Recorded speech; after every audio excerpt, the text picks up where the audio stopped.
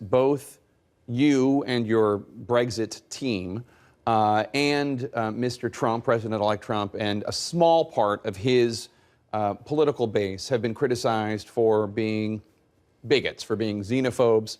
By no means am I saying that everybody who voted for Brexit is that way, or that even a vast majority of the people who voted for Donald Trump are that way. But there is this element.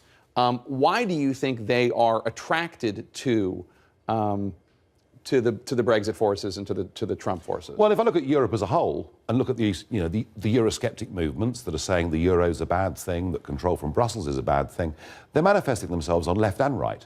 It is a left-wing party, for example, in Greece that won the election, and there are right-wing parties in the north of Europe. Look, if you take away from people their democratic rights, their feeling that they're in control of their own future, they will go anywhere they can, to try and find a solution. I can say this to you, hand on heart.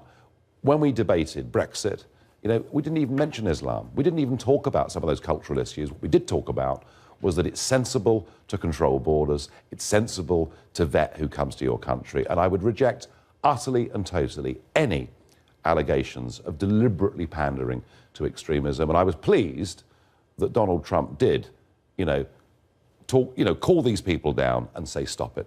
But you did talk about immigration and you did talk about refugees. But that's a respectable thing to do. And we got to such a crazy place where actually I was told 10 years ago, oh, Nigel, please, when you go on television, don't talk about immigration, don't talk about border controls, only bad people do this. And what we've had to do is shift the centre of political gravity and mean that we do talk about it and do so sensibly.